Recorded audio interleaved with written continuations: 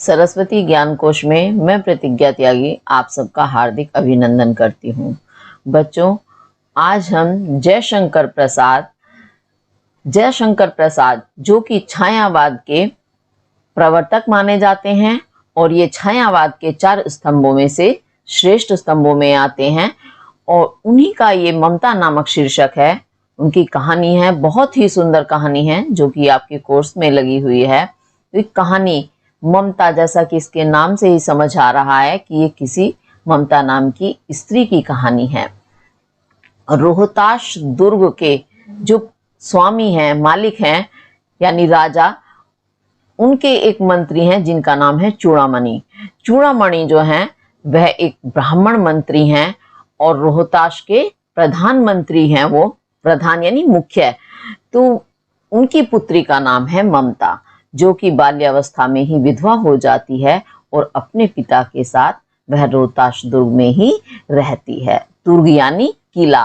रोहताश एक राजा, उनका जो किला है उसका नाम किला, जिसे इमारत कहते हैं, बहुत बड़ी विशाल इमारत होती है जिसे किले के नाम से जानते हैं, उसे दुर्ग भी कहते हैं। तो उन्हीं के मंत्री चूड़ामणि की पुत्री अपने पिता के साथ उस रोहताश दुर्ग में रहती है। तो वह बाल्यावस्था में ही विधवा हो गई थी, इसी कारण उसका अपने पिता के साथ रहना होता है।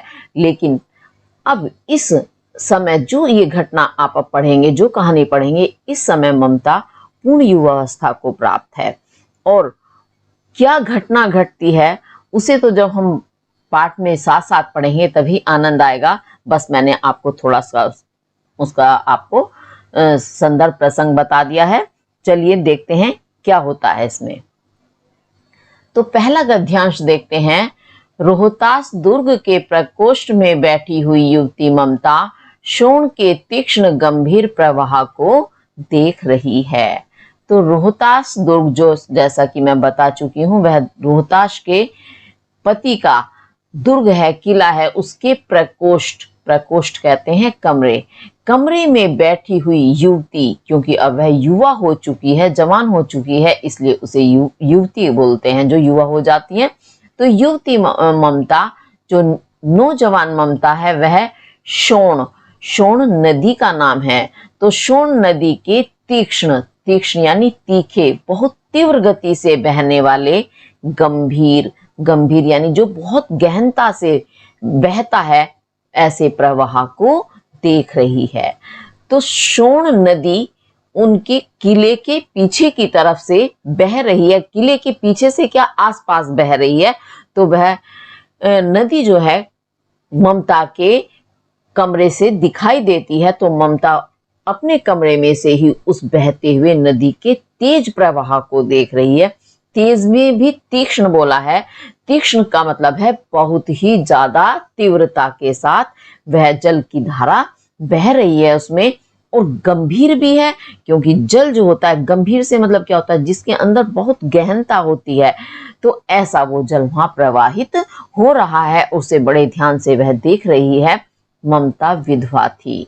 तो ममता कैसी है? विधवा यानी जिसका पति मृत्यु को प्राप्त हो गया है, उसे विधवा कहते हैं। तो और पहले भी जैसा कि मैंने बताया कि ममता बाल्यावस्था में, बचपन में ही विधवा हो जाती है, क्योंकि पहले के समय में बच्चों के विवाह छोटी छोटी आयु में हो जाते थे। तो ऐसा ही ममता का भी हुआ था, परंतु उसके पति की मृत्यु हो चुकी है। उसका यौवन शोण के समान ही उमड़ रहा था। अब शोण यानी शोण नाम की जो वो नदी उनके किले के पास से बह रही है, वह भी बड़ी तीव्र प्रवाह था। तो तीव्र का मतलब क्या होता है? मनुष्य का एक बालपन होता है, एक युवावस्था होती है और एक वृद्धावस्था होती है। तो बालपन में तो बचपना होता है, कुछ अनुभव नहीं, विकास की तरफ हम अधिक बढ़ रहे होते हैं बाल्यावस्था में। लेकिन जब युवावस्था आ जाती है मनुष्य की, तो सबसे ज्यादा जो शक्ति का, जिसे एनर्जी भी आप कहते हैं, वो प्रवाह युवावस्था में ही मनुष्यों में ज्यादा होता है। तो नदी भी अपने पूरे उफान पर थी। उसी प्रकार ममता का जो यौवन था, युवावस्था थी, वो भी शोण नदी के समान ही उमड़ रहा था। यानी वह उस समय पूर्ण युवावस्था थी, पूर्ण यौवना थी। मन में वेदना, मस्तक में आंधी, आंखों में पानी की बरसात लिए वह सुख के कंटक शयन में विकल थी। तो मन में वेदना, वेदना कहते हैं दर्द, पीड़ा, तो मन में उसके पीड़ा थी। क्या पीड़ा थी? जैसा कि आप जान चुके हैं कि वह विधवा थी। मस्तक में आंधी, मस्तक यानी मस्तिष्क, दिमाग में उसके आंधी, आंधी से तात्पर्य क्या है? विचारों का प्रवाह, बहुत सारे विचार भाव उसके मन में एक साथ उमड़ रहे थे। तो एक साथ किसी चीज का बहुत ज्यादा आ जाना वह आंधी कहलाता है। जैसे वायु का अथाह रूप में एक साथ उमड़ घुमड़ के आ जाना वह आंधी ही कहलाती है। ऐसे ही ममता के मस्तिष्क में विचारों भावनाओं की आंधी उमड़ रही थी। आंखों में पानी की बरसात लिए, और आंखों में क्या हो रहा था? बरसात। बरसात से क्या तात्पर्य है कि यानी उसके आंसू बह रहे थे। बरसात में क्या होता है? पानी गिरता है। ऐसे ही ममता की आंखों से भी पानी बह रहा था, बरसात यानी अधिक मात्रा में, यानी खूब आंसू उसकी आंखों से गिर रहे थे। वह सुख के कंटक शयन में विकल थी, और वह यानी ममता सुख तो उसे पूरा था। क्यों? वह रोहताश मंत्री थी। परंतु कंटक कहते हैं कांटे, कांटे का शयन, बिस्तर, जो कांटे का बिस्तर था, यानी पूर्ण सुख सुविधाएं होने के बाद भी उसका जो वह सुख था उसके लिए कैसा था? जैसे किसी के बिस्तर पर कांटे बिछे हुए हों, तो क्या उस पर सोना संभव है? क्या आसानी से सोया जा सकता है? बिल्कुल नहीं, क्योंकि कांटे जब चुभेंगे तो मनुष्य सो ही नहीं सकता। तो उसी प्रकार भी सुख भी उसके लिए कांटों के बिछे हुए बिस्तर के समान थे, और वो उसे विकल थी, व्याकुल, परेशान थी, दुखी थी उन सुखों से। क्योंकि हमारे समाज में थोड़ा बहुत तो आपने सुना ही होगा कि प्राचीन समय में तो बहुत बुरी स्थिति होती थी विधवा स्त्रियों की, क्योंकि उन्हें हर सुख सुविधा से दूर रहना होता था। ना तो वह अच्छा पकवान स्वादिष्ट भोजन कर सकती थी, ना ही रंगीन वस्त्र पहन सकती थी, ना ही किसी त्योहार में शामिल हो सकती थी, यानी कोई भी खुशी का पल वह व्यतीत करने की अधिकारी नहीं थी। उन्हें जमीन पर सोना होता था, बिल्कुल सादा भोजन करना होता था, श्वेत वस्त्र पहनने होते थे। अगर घर में कोई त्योहार इत्यादि या विवाह इत्यादि कार्यक्रम होते हैं तो उन्हें दूर रखा जाता था, क्योंकि वो सामने आएंगी तो अपशगुन हो जाएगा। ऐसी ऐसी बातें हमारे समाज में प्रचलित थी। आप लोग इतिहास पढ़ते हैं, इतिहास में ये सब आपने जरूर पढ़ा होगा। तो बहुत ही दयनीय स्थिति थी उस समय विधवा स्त्री की। तो देखिए, एक मंत्री की पुत्री, क्या कमी हो सकती है उसके लिए? धन की, ऐश्वर्य की, किसी चीज की कमी नहीं थी। परंतु सबसे बड़ा उसका दुर्भाग्य यही था कि वह विधवा थी, तो इस कारण वो जीवन का कोई भी आनंद नहीं उठा सकती थी। वह रोहतास दुर्गपति के मंत्री चूड़ामणि की अकेली दुहिता थी। फिर उसके लिए कुछ अभाव होना असंभव था, परंतु वह विधवा थी। तो यही बताया जो कि मैं आपको बता चुकी हूं कि रोहतास दुर्गपति, दुर्ग का पति कहते हैं स्वामी, मालिक, राजा, आप कुछ भी कह सकते हैं। तो वह रोहतास के स्वामी के मंत्री की, यानी इतने ऊंचे पद पर वह व्यक्ति हैं जिनका नाम है मंत्री का चूड़ामणि, उन चूड़ामणि की वह अकेली दुहिता कहते हैं, पुत्री, बेटी थी। फिर उसके लिए कुछ अभाव होना असंभव था। अभाव कहते हैं कमी।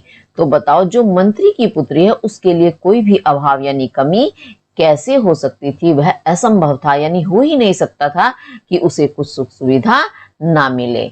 परंतु वह विधवा थी। सबसे बड़ा दुर्भाग्य यही है। हिंदू विधवा संसार में सबसे तुच्छ निराश्रय प्राणी है। तो हिंदू, हमारे हिंदू समाज में, हमारे देश में विधवा इस संसार में सबसे तुच्छ, तुच्छ कहते हैं छोटा, नीच, गिरा हुआ, निराश्रय, निर नहीं है, आश्रय, आश्रय यानी सहारा जिसका, यानी बेसहारा प्राणी है। उसके किसी भी व्यक्ति के सामने उस विधवा का कोई अपमान करे, कोई कुछ कहे, लेकिन कोई उसके सहारे के लिए नहीं खड़ा होता कि ये भी एक इंसान है, इसके साथ भी एक अच्छा व्यवहार होना चाहिए।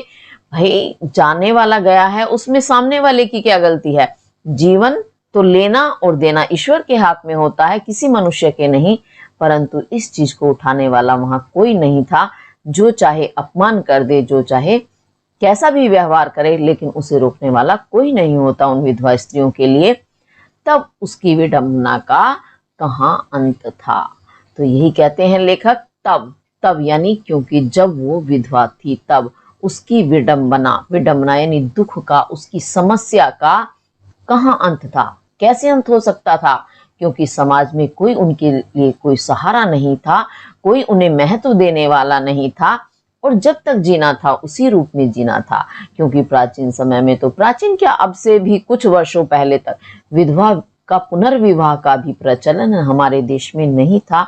ये तो समय है कि समय के साथ बदलाव हुआ कि आज के समय में फिर से विधवा का पुनर्विवाह होने का चलन शुरू हो गया है। तो उनकी स्थिति में बदलाव आया है वो वक्त के साथ। लेकिन जिस समय की ये घटना है, जिस समय की ये कहानी है, ये बिल्कुल सत्य है। उस समय ऐसी ही स्थिति विधवा नारियों की होती थी।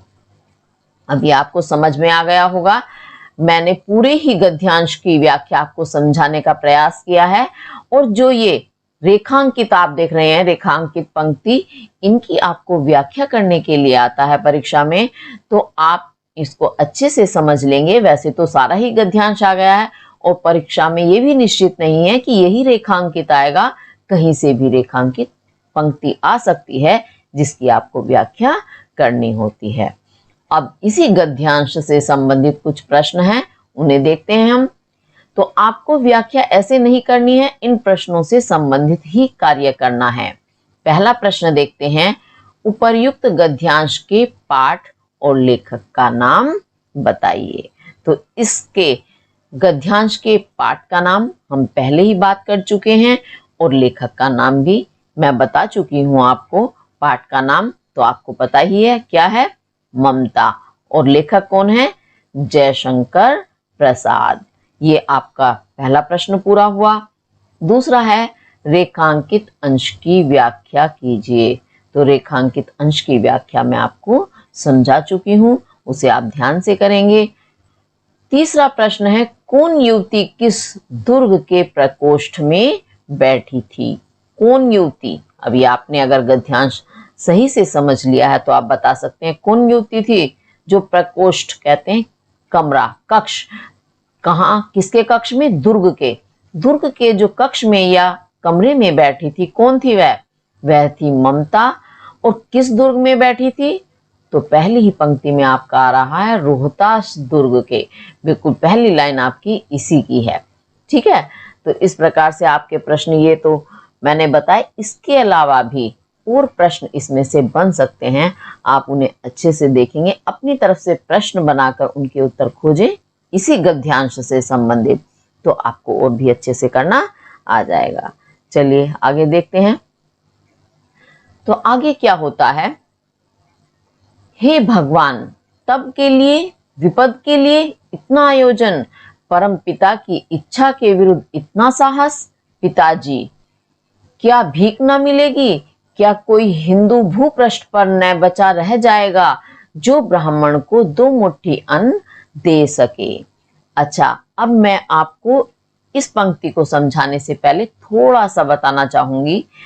कहानी शुरू हुई है कि ममता प्रकोष्ठ में बैठी हुई नदी के प्रवाह को देख रही है। वो अपनी तुलना उस नदी के प्रवाह से कर रही है। कौन सी नदी के, सोन नदी के प्रवाह से अपना मिलान कर रही है। और जिस समय की ये कहानी है, ये उस समय हमारे देश में मुगल आ चुके थे और शेर शाह का उस समय शासन भी चल रहा था जबकि ये घटना है। तो उस समय हर राज्य, हर छोटा मोटा भी जिसका अपना क्षेत्र था, वो भी संकट में आ गया था, क्योंकि मुगल लोग बड़े ही प्रतापी थे। प्रतापी से तात्पर्य है मतलब बड़े ही शक्तिशाली थे, क्योंकि हमारा देश तो छोटे छोटे भागों में बटा पड़ा था। भारतवासी राजा जो ये रियासतें वगैरह थी, आपस में ही लड़ते झगड़ते रहते थे। तो इन्होंने अपनी शक्ति को स्वयं क्षीण कर लिया था, जिसका फायदा उठाया मुगलों ने। तो उस समय मुगलों के आक्रमण चल रहे थे, और ममता के जो पिता हैं चूड़ामणि मंत्री, उन्हें आभास था कि मेरा मंत्रित्व, मेरी ये सामंतवादी सत्ता जाने वाली है। एक ना एक दिन शेरशाह इस दुर्ग पर भी आक्रमण करेगा और ये मेरे हाथ से चली जाएगा ये स्थान। तो होता क्या है, ममता के पिता चूड़ामणि को शेरशाह के द्वारा रिश्वत भेजी जाती है। रिश्वत में क्या होता है, 10 थाल सोने के भरे हुए, सोने जवाहरात के भरे हुए उन थालों को लेकर ममता के पिता ममता के कमरे में आते हैं। लेकिन जब वो देखते हैं उनकी पुत्री बहुत ही गंभीरता से अपने ही आप में खोई हुई है, उसे सुध बुध नहीं है कि कक्ष में कोई आया भी है या नहीं, तो वो वापस लौट जाते हैं। और क्योंकि उन्होंने रिश्वत ली है, उत्कोच लिया है, इस कारण उनका भी साहस नहीं होता कि वो पुत्री को कह करके पुकार के बुला लें या उसको कुछ बताएं। तो वो वापस लौट जाते हैं। लेकिन कुछ समय बाद वो पुनः आते हैं पुत्री के साथ वापस।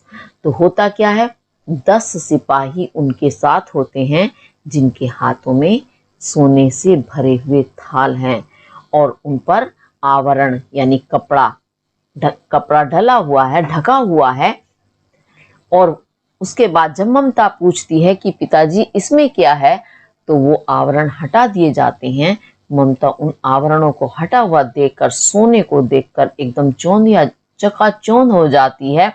और तब वो अपने पिता के भी खिलाफ खड़ी हो जाती है कि रिश्वत नहीं चाहिए, वो ब्राह्मण हैं और ब्राह्मणों को कोई भी 2 मुट्ठी अनाज देकर उनका भरण पोषण कर सकता है। तो वो अपने पिता को धिक्कारती है। तो कहती है, हे भगवान, भगवान को संबोधित करते हुए कहती है दुख के साथ कि हे भगवान, तब के लिए यानी पूछती है अपने पिता से पहले कि ये क्या है। तो पिता बताते हैं कि बेटी, अब ये मेरा मंत्री पद ज्यादा दिन नहीं रहेगा, उसके बाद हमारा क्या होगा, तब के लिए मैंने ये रिश्वत ली है तुम्हारी देखभाल के लिए। तो उसी बात को संबोधित करते हुए ममता कहती है, हे भगवान, तब के लिए यानी तब कब, कि जब आप मंत्रित्व पद से हट जाएंगे, आपका सामंत कार्य समाप्त हो जाएगा। विपद के लिए यानी वो विपद कहते हैं विपत्ति, समस्या के लिए, उस समय जब आपकी स्थिति ऐसी नहीं रहेगी जैसी आज है, तो उस विपत्ति के लिए, परेशानी के लिए इतना आयोजन, यानी इतना बड़ा जो ये आयोजन क्या कि आपने रिश्वत ली है, उसे लेकर के आए हैं, इतना बड़ा दिखावा, परम पिता की इच्छा के विरुद्ध इतना साहस। तो परम पिता किसे कहती है, वो ईश्वर, परम सर्वश्रेष्ठ जो पिता हैं कौन है, वो है ईश्वर, भगवान। कि भगवान की इच्छा के विरुद्ध आप जानते हैं उनके खिलाफ इतना साहस, यानी आपने ईश्वर के खिलाफ जाकर इतना बड़ा कार्य कर दिया कि इतना साहस दिखा दिया कि रिश्वत तक ले लिया आपने। कब के लिए, कि जब हम पर विपत्ति आएगी, परेशानी आएगी और जब हमारा मंत्रित्व पद नहीं रहेगा, तब के लिए आपने इतना भयंकर फैसला ले लिया। पिताजी, क्या भीख ना मिलेगी, क्या कोई हिंदू भूपृष्ठ पर ना बचा रह जाएगा? क्यों, पहले तो क्या होता था, ब्राह्मण लोग तो भिक्षा में हिंदुओं से जो उन्हें प्राप्त होता था अनाज, उसी से ही भरण पोषण करते थे। वो तो मंत्री चूड़ामणि जो है, वो मंत्री पद उन्होंने संभाल लिया है, तो उन्हें सब कुछ मिल रहा है। तो इसीलिए वो कहती है, क्या हमें भीख नहीं मिलेगी पेट भरने के लिए? क्या इस भू कहते हैं पृथ्वी, पृष्ठ, पीठ पर, पृथ्वी तल पर, यानी पृष्ठ यानी ऊपरी हिस्सा जो पीठ कहलाता है, यानी इस पृथ्वी तल पर कोई हिंदू बचा ना रह जाएगा? अर्थात क्या सारे ही हिंदू इस पृथ्वी से समाप्त हो जाएंगे? जो ब्राह्मण को 2 मुट्ठी अन्न दे सके, तो जो हम ब्राह्मणों को 2 मुट्ठी अनाज नहीं दे पाएंगे, क्या ऐसी स्थिति आ जाएगी? यानी कहने का तात्पर्य है, वो कटाक्ष रूप में कह रही है कि कोई तो हिंदू रहेगा ही जो हमें अनाज दे सके, हमारा पेट भर सके। जीवन का क्या है, जीवन जीने का तरीका तो एकमात्र पेट भरना ही है। अगर जीवित रहना है तो पेट भरना है, उससे ज्यादा तो आप दिखावा कितना भी कर लो, वह भी कम ही रह जाता है। यह असंभव है। तो वो अपने पिता से कहते हैं असंभव, यानी जो नहीं हो सकता, यानी ये नहीं हो सकता, हम इस रिश्वत को, इस उत्कोच को स्वीकार नहीं कर सकते। फेर दीजिए पिताजी, फेरना यानी वापस कर देना, वापस कर दीजिए, लौटा दीजिए पिताजी मैं कांप रही हूँ। तो ममता क्या कहती है अपने पिता से कि मैं कांप रही हूँ। क्यों? ये एक पाप कर्म है रिश्वत लेना, आप इसको ले रहे हो।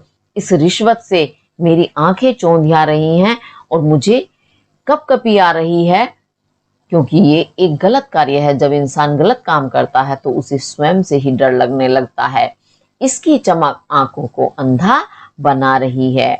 और ये सोना कैसा है? क्योंकि ये रिश्वत का है, ये उत्कोच का है। इस कारण इस सोने की, इसकी यानी इस सोने के लिए कह रही हूँ कि इस सोने की जो चमक है, चमक, सोने में तो चमक होती है, चौंध जाता है को, आंखों को अंधा बना रही है। तो वो स्वयं डर रही हैं कि ये हमारे लिए किसी भी प्रकार लाभदायक नहीं है, हानि का ही कारण है। क्योंकि अगर रिश्वत ली है तो निश्चित रूप से उस रिश्वत का कोई तो हर्जाना भरना होगा। और हर्जाना क्या होगा? इसका मतलब दुश्मन से अगर हमने रिश्वत ली है तो हमें दुश्मन का कोई कार्य सिद्ध करना होगा, और वो भी ऐसा कार्य होगा जो हमारे देश के लिए, हमारे लिए नुकसानदायक होगा। तो इसीलिए ममता कहती है कि मेरी आंखें चौंधिया रही हैं, मैं अंधी हो रही हूँ सोने से। अर्थात जो सामने स्पष्ट रास्ता है वो बिल्कुल बंद हो गया है, बिल्कुल स्पष्ट हो गया है कि हम गलत तरीके से चल रहे हैं। तो अंधे तो हम हो ही गए हैं, अपने रास्ते से हम पथभ्रष्ट हो चुके हैं। तो इसी कारण वो ममता कहती है कि हे पिताजी, आप इस सोने को वापस लौटा दीजिए, हमें ये रिश्वत का सोना नहीं चाहिए, जिससे ईमानदारी हमारी समाप्त हो, जिससे हमारा अस्तित्व समाप्त हो। वो चीज कभी भी हमारे लिए फायदेमंद या लाभदायक नहीं हो सकती। अब ये गद्यांश आपका पूरा हुआ, और इसमें भी रेखांकित पंक्ति है जिसकी आपको व्याख्या करने के लिए परीक्षा में आएगा। और इसके अलावा भी आ सकता है। यहाँ दो पंक्तियां हैं, एक ऊपर वाली है और एक ये नीचे वाली। इनकी व्याख्या भी मैं आपको समझा चुकी हूँ। अब प्रश्न देखते हैं। पहला प्रश्न तो आपका वही है, उपर्युक्त गद्यांश के पाठ और लेखक का नाम लिखिए। वो हम पहले ही स्पष्ट कर चुके हैं। अब ये हर गद्यांश के साथ आपका इसलिए प्रश्न पूछा गया है, उत्तर तो वही रहेगा लेकिन गद्यांश परीक्षा में तो कोई सा भी आ सकता है ना, तो इस वजह से आपसे हर गद्यांश में ये प्रश्न पूछा जाएगा। उसके बाद आता है रेखांकित अंश की व्याख्या कीजिए। अब व्याख्या भी हम कर चुके हैं, तो इसको आप अच्छे से ध्यान से समझेंगे और करेंगे। उसके बाद ममता कांपती हुई अपने पिता से क्या कहती है? क्या कहती है ममता कांपते हुए? अब ये पूरी पंक्ति पिता से कही गई है। हे भगवान, तब के लिए, विपद के लिए, पूरा गद्यांश ही इसी से संबंधित है। ठीक है, इसे आप कर सकते हैं, इसे आप छोटा करके अपने शब्दों में भी लिख सकते हैं। इसी के साथ हमारा ये वाला गद्यांश पूरा हुआ। आगे देखते हैं, आगे क्या होता है। काशी के उत्तर में धर्म चक्र विहार मौर्य और गुप्त सम्राटों की कीर्ति का खंडहर था। भग्न चूड़ा तृणगुल्मों से ढके हुए प्राचीर, ईंटों के ढेर में बिखरी हुई भारतीय शिल्प की विभूति ग्रीष्म की चंद्रिका में अपने को शीतल कर रही थी। अब होता क्या है, इससे पहले मैं आपको इसका प्रसंग, थोड़ा सा संदर्भ प्रसंग बता देती हूँ ताकि आपको समझ में आए। होता क्या है, क्योंकि इसमें से जो आपके महत्वपूर्ण गद्यांश हैं वो व्याख्या के लिए दिए गए हैं, तो उसमें जो महत्वपूर्ण अंश व्याख्या लायक जो नहीं होता, वो सिर्फ कहानी को पूरा करता है, तो वो इसमें नहीं दिया गया है। उसे मैं अपने शब्दों में आपको बता देती हूँ। तो ममता अपने पिताजी से उसको वापस कराने के लिए कहती हैं। उसके बाद होता क्या है, अगले दिन ही रोहताश दुर्ग का दरवाजा, जो मुख्य द्वार है, वो खोल दिया जाता है और उसके अंदर डोलियां प्रवेश करने लगती हैं।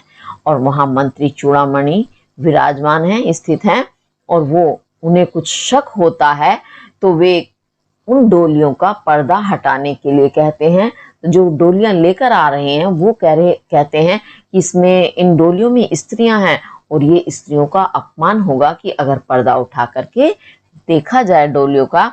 लेकिन वहां इसी बात पर कहा सुनी हो जाती है, क्योंकि ये चूड़ामणि जो है, इनका जो अंतरात्मा जाग जाती है और वो उन्हें अंदर बिना देखे जाने की अनुमति नहीं देते। उसी समय तलवारें निकल जाती हैं, तलवारें खिंच जाती हैं और उसमें चूड़ामणि मृत्यु को प्राप्त हो जाते हैं। और उसी दिन ही फिर सारी डोलियां अंदर जाती हैं। डोलियों में क्या होता है, उनके सिपाही होते हैं शेरशाह के, और वो पूरे दुर्ग पर अपना आक्रमण कर लेते हैं। और उसके बाद ममता को ढूंढा जाता है, इधर उधर सब भागते हैं, लेकिन उन्हें ममता कहीं नहीं मिलती। उसके बाद उससे आगे की घटना अब इस गद्यांश में हम पढ़ेंगे। काशी के उत्तर में, तो काशी आपने नाम सुना है, हमारे देश की बहुत ही पवित्र नगरी है काशी, जहाँ वो हमारा धर्म तीर्थ स्थल है, जहाँ कहते हैं गंगा है, गंगा नदी में स्नान करने से, काशी में मृत्यु होने से मनुष्य सीधे स्वर्ग को प्राप्त करता है। बहुत ही पवित्र नगरी है। तो काशी के उत्तर में, यानी काशी नगरी के उत्तर दिशा में, उत्तर भाग में धर्मचक्र, विहार मौर्य और गुप्त सम्राटों की कीर्ति का खंडहर था। उन्हीं दिनों जब ये घटना घटती है तभी की बात है। उसके बाद की धर्म चक्र, यानी जो धर्म का ही स्थान बन गया है, विहार, धर्म चक्र विहार, यानी धर्म से संबंधित, विहार कहते हैं इमारतें। विहार से तात्पर्य है यहाँ तो इमारतों से है, और विहार का तात्पर्य घूमना भी होता है, लेकिन यहाँ इमारतें, वो धर्म से संबंधित जो इमारतें हैं वो किस किस की थी? मौर्य वंश के राजाओं की और गुप्त वंश के सम्राट। मौर्य वंश के राजा भी थे और गुप्त वंश के भी राजा, सम्राट कहते हैं राजाओं की कीर्ति यानी यश के वो खंडहर थे। खंडहर समझते हैं आप? खंडहर यानी कोई भी इमारत है जो वो टूट फूट जाती है, अवशेष मात्र रह जाती है, उन्हें खंडहर कहते हैं। तो वे काशी के उत्तर भाग में धर्म से संबंधित इमारतें, मौर्य वंश और गुप्त वंश के सम्राटों की कीर्ति को, यश को बताने वाली इमारतें थी। यानी वो गुप्त वंश के राजाओं ने और मौर्य वंश के राजाओं ने बनवाई थी वो इमारतें, और वे धर्म से संबंधित इमारतें थी, इसलिए उन्हें धर्म चक्र उन्होंने कहा है। और वे अब खंडर हो चुकी थी, यानी वो बहुत पुराने समय की बनी हुई थी, आज वे खंडर में परिवर्तित हो चुकी हैं। भग्न चूड़ा, तृणगुल्मों से ढके हुए प्राचीर, ईंटों के ढेर में बिखरी हुई भारतीय शिल्प की विभूति ग्रीष्म की चंद्रिका में अपने को शीतल कर रही थी। तो भग्न कहते हैं टूटे हुए, चूड़ा जिसका चूड़ा भाग जो ऊपरी हिस्सा था टूट चुका है वो। तृण कहते हैं तिनके, यानी घास के, गुल्म गुच्छे, घास के गुच्छों से, यानी बड़े बड़े घास के विशाल समुदाय, उनसे ढके हुए प्राचीर कहते हैं दीवारों को, यानी टूटे हुए शिखर भाग वाली और घास के गुच्छों से, यानी घास के ढेर से ढकी हुई दीवारों वाली ईंटों के ढेर में बिखरी हुई। और वो जो कभी इमारतें थी, जो इमारतों का रूप थी, आज वे ईंटें कैसी हो गई? ईंटों का ढेर हो गया है। वो इमारतें बिखरी पड़ी हुई हैं वो चारों ओर, और भारतीय शिल्प की विभूति। और किसी समय में वो क्या थी? भारतीय यानी भारत देश के शिल्प कला की वो विभूति कहते हैं ऐश्वर्य, संपत्ति थी।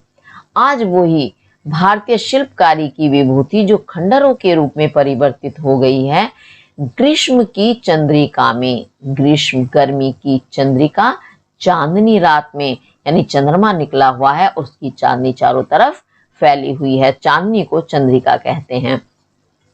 तो गर्मी की चांदनी में अपने को शीतल कर रही थी, यानी स्वयं को शीतल बना रही थी वो टूटी हुई इमारतें, जो कैसी हैं आज, जिनकी घास फूस से दीवारें ढक चुकी हैं और जो ईंटों के ढेर में तब्दील हो चुकी हैं, बदल चुकी हैं। भारत शिल्प का वह ऐश्वर्य आज ग्रीष्म ऋतु की चांदनी में स्वयं को शीतल बना रहा है, क्योंकि चांदनी में क्या होता है? शीतलता होती है, ठंडक होती है, अर्थात वहां चारों तरफ चांदनी छिटकी हुई है। और गर्मी का समय है, जहां पंचवर्गीय भिक्षु गौतम का उपदेश ग्रहण करने के लिए पहले मिले थे। उसी स्तूप के भग्नाशेष की मलिन छाया में एक झोपड़ी के दीपालोक में एक स्त्री पाठ कर रही थी। तो कहाँ है वो और क्या है वो जो अभी हमने भग्नाशेष इमारतें पढ़ी उनके बारे में, जहां पर उन्हीं इमारतों में जो आज अवशेष के रूप में, खंडहरों के रूप में है, वहां पर पंचवर्गीय, पंच कहते हैं 5 वर्गीय वर्गों वाले भिक्षु गौतम का उपदेश ग्रहण करने के लिए, भिक्षु का अर्थ वैसे तो होता है भीख मांगने वाला, लेकिन ये बौद्ध धर्म जो है, इसमें महात्मा बुद्ध के जो शिष्य होते थे वो भिक्षु कहलाते थे। तो जहां पर 5 वर्गों वाले भिक्षु यानी शिष्य गौतम का उपदेश ग्रहण करने के लिए, अर्थात गौतम महात्मा बुद्ध का उपदेश ग्रहण करने के लिए, सुनने के लिए पहली बार उसी स्थान पर मिले थे जहां का अभी हम पहले ऊपर की पंक्तियों में वर्णन कर चुके हैं। उसी स्तूप के भग्नाशेष, उसी स्तूप समझते हैं, स्तंभ यानी एक खंबे जैसे होते हैं जिन पर कुछ उपदेश इत्यादि लिखे होते हैं, उन्हें स्तूप कहते हैं। तो उसी स्तूप में यानी उन्हीं स्तंभों में आज वे भी कैसे हो गए हैं, भग्नाशेष, भग्न टूटे हुए अवशेष, शेष मात्र रह गए हैं, यानी टूटे फूटे उन स्तंभों की मलिन छाया में। छाया कैसी है, क्योंकि रात्रि का समय है तो छाया, परछाई भी कैसी हो गई, मलिन। मलिन से तात्पर्य है धुंधली, क्योंकि जो स्पष्ट दिखाई नहीं दे, जो मलिन होता है, गंदा होता है, वह स्पष्ट दिखाई नहीं देता है। तो मलिन का अर्थ वैसे तो गंदा होता है, लेकिन छाया भी उस समय मलिन हो गई थी, अर्थात धुंधली हो गई थी। तो उस धुंधली छाया में एक झोपड़ी के दीपालोक में, वहीं उसी स्तूप के या खंडहर के छाया में एक झोपड़ी बनी हुई है, उस झोपड़ी के दीपालोक में यानी झोपड़ी के अंदर भी एक दीपक जल रहा है। उस दीपक के आलोक प्रकाश में एक स्त्री पाठ कर रही है। पाठ करना अर्थात पढ़ रही है। अब इस वाली पंक्ति को मैं अपने शब्दों में समझा देती हूँ कि महात्मा बुद्ध ने जब ज्ञान प्राप्त किया तो उन्होंने पहली बार अपना उपदेश वहीं काशी के सारनाथ नामक स्थान पर दिया था। और वो उपदेश किसको दिया था, उनके 5 वर्ग वाले 5 समूह में उनके 5 शिष्य थे, कहने का तात्पर्य यह है। तो वो 5 शिष्य थे, वहीं उसी स्तंभ के नीचे महात्मा बुद्ध ने बैठकर उन शिष्यों को उपदेश दिया था। वही स्तूप आज भग्न हो गया है, टूट गया है, उसका अब अवशेष यानी खंडर मात्र बचा है। उसी की छाया में, उसी स्तूप की छाया में एक झोपड़ी बनी हुई है। उस झोपड़ी के अंदर एक दीपक जल रहा है। उस दीपक के प्रकाश में एक स्त्री यानी एक औरत बैठी हुई पढ़ रही है। अब क्या पढ़ रही है वो तो आगे पता चलेगा।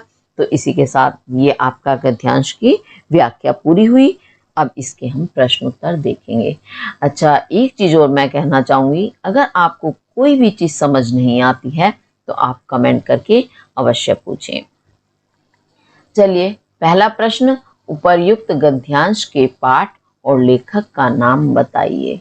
तो वो आप सबको पता है, आप स्वयं करेंगे। रेखांकित अंश की व्याख्या कीजिए। इसमें एक ही पंक्ति रेखांकित है, इसे आप कर लेंगे।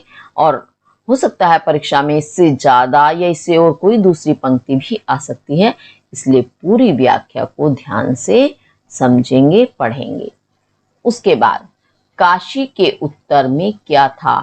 तो ये काशी के उत्तर में क्या था, धर्मचक्र विहार था, जो मौर्य और गुप्त सम्राटों की कीर्ति का खंडहर था। ये आपके इस प्रश्न का उत्तर हुआ। इसके साथ हमारा ये वाला गद्यांश भी पूरा हुआ। चलिए आगे देखते हैं। आगे क्या होता है, गला सूख रहा है, साथी छूट गए हैं, अश्रु गिर पड़ा है, इतना थका हुआ हूं, इतना। अच्छा, अब इसे भी मैं समझाने से पहले आपको फिर बता देती हूँ, क्योंकि अभी जो हमने इससे पहले गद्यांश पढ़ा और इस वाले गद्यांश के मध्य में भी थोड़ा सा अंश और शेष है, तो उसे आप समझ लेंगे तो आपको पूरी कहानी सही से समझ में आती चली जाएगी। तो ममता वो जो स्त्री अभी पाठ कर रही थी, उस पाठ में को करते करते अचानक से उसे एक परछाई दिखाई देती है अपने दीपक के प्रकाश में।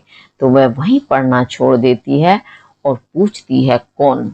तो जब वो पूछती है तो उसे जो वो आगंतुक यानी आने वाला व्यक्ति है वो अपना परिचय सही से तो नहीं दे पाता, लेकिन वो जो बताता है उसके बारे में ही इसमें ही है। वो बताता है कि मैं अभी अपने साथियों से बिछड़ गया हूँ और युद्ध से अभी हार करके, ये तो नहीं बताया, लेकिन मैं युद्ध से आया हूँ और मेरे साथी मुझसे बिछुड़ गए हैं, इतना कहता है। उसके बाद आगे जो वो बताता है ये वही वाक्य है कि गला सूख रहा है। तो वह व्यक्ति क्या कहता है कि मेरा गला सूख गया है, क्योंकि वो युद्ध से अभी अपनी जान बचा करके दौड़ करके आया है। तो दौड़ने के कारण, थकावट के कारण उसका गला सूख गया है, यानी वो प्यासा है। गला सूखने से तात्पर्य है यानी वह बहुत ज्यादा प्यासा है। साथी छूट गए हैं, और वो भी बताता है कि मेरे रास्ते में साथी भी मुझसे बिछुड़ गए हैं। अश्व गिर पड़ा है, अश्व यानी घोड़ा, और उसका घोड़ा भी थक करके गिर जाता है। उसके बाद इतना थका हुआ हूं, इतना, बस इतना कहते ही क्या होता है, कहते कहते वह व्यक्ति धम से बैठ गया और उसके सामने ब्रह्मांड घूमने लगा। तो वह जब उस स्त्री को अपना परिचय दे रहा है, बस इतना ही वह बोल पाया है, जो भी पंक्ति हमने पढ़ी है वो धम यानी आवाज के साथ बहुत तेजी से गिर जाता है नीचे, और सारा ब्रह्मांड, ब्रह्मांड आप जानते हैं पृथ्वी आकाश पाताल जितना भी है ये सारा ब्रह्मांड कहलाता है। स्वर्ग आप कुछ भी इसमें जोड़ सकते हैं, लेकिन संपूर्ण अस्तित्व जो इस विश्व का, इस ऊपर नीचे अंतरिक्ष इत्यादि का है, वह सारा मिला करके ब्रह्मांड कहलाता है। तो उसके सामने ब्रह्मांड घूमने लगता है, अर्थात उसे चक्कर आ जाता है, उसे सब कुछ गोल गोल घूमता हुआ दिखाई देता है। स्त्री ने सोचा यह विपत्ति कहाँ से आ गई, क्योंकि एक तो वो बेचारी खंडहर में स्वयं पड़ी हुई है अकेले, तो वह सोचती है कि यह विपत्ति यानी समस्या, यह समस्या कहाँ से आ गई। उसने जल दिया, उस व्यक्ति को उसने जल यानी पानी दिया, पानी पिलाया, मुगल के प्राणों की रक्षा हुई। तो वह व्यक्ति कौन है, मुगल। मुगल यानी मुस्लिम धर्म से संबंधित है, जैसा कि मुगल के बारे में हम पहले अभी बता चुकी हूँ मैं इसके बारे में। तो जल पीने के कारण प्यास बुझ जाने से उसके प्राणों की रक्षा हुई, यानी उसे सांस में सांस आई, उसने नया जीवन प्राप्त किया। क्योंकि पानी ना मिले और बहुत प्यासे हों हम, तो क्या होती है, प्राणों पर बनाती है, प्राण चले भी जाते हैं। वह सोचने लगी सब विधर्मी दया की पात्र नहीं, मेरे पिता का वध करने वाले आताताई, घृणा से उसका मन विरक्त हो गया।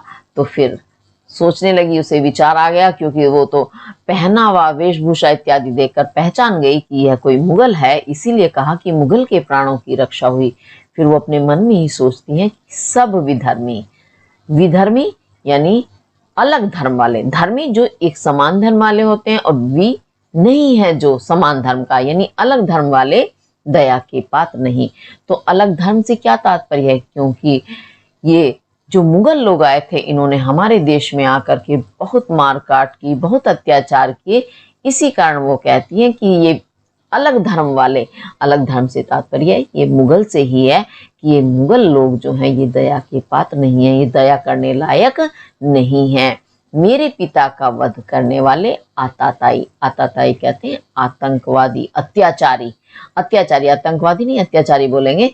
तो ये इन्होंने ही मेरे पिता का वध किया है, इसी कारण ये बहुत ज्यादा अत्याचारी हैं। तो इसका मतलब क्या हुआ, पिता का वध किसने किया था, मुगल लोगों ने ही किया था, जो रोहताश दुर्ग में घुस आए थे। तो यही इसका मतलब ममता नाम की स्त्री है, ये वही।